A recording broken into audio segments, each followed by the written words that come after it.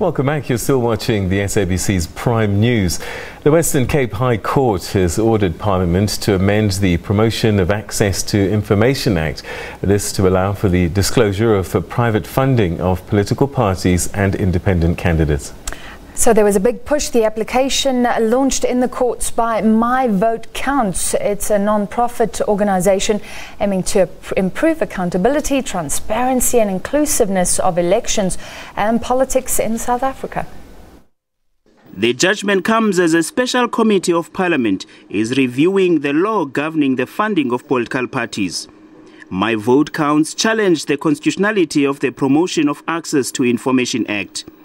It argued that the legislation did not provide for a systematic recording and disclosure of information relating to private funding of parties. Judge Shenaz Mir agreed with My Vote Counts and ordered Parliament to correct the defect in the Act. As MVC, we are happy with the judgment. What it means is that there's recognition that political party funding information is required for the effective exercise of the right to vote, the right to make a political choice. MVC has argued consistently that the right to vote is not just the right to make an X, but the right to make an informed vote. And I think this judgment confirms that. The DA initially opposed the application, but now questions whether the judgment is not superfluous. The only question that we have is whether it's necessary for Parliament to amend the Promotion of Access to Information Act, or whether the job has already been done in terms of the new bill. The EFF has welcomed the ruling. We fully welcome the judgment and we're willing to show our books in any way.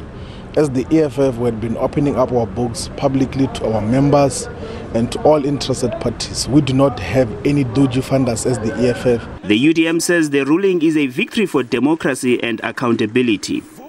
It could see the current parliamentary process accelerated. In fact, what I think it does, it makes it more urgent for this current exercise to be concluded, because the PIA Act will just remove the disallowance of disclosure. What we're busy with is to indicate the who, how, and when it must be disclosed. So it's actually an injection into the arm or into the work of this ad hoc committee. The High Court has given Parliament 18 months to change the law. Vuyani Green, SABC News, Parliament.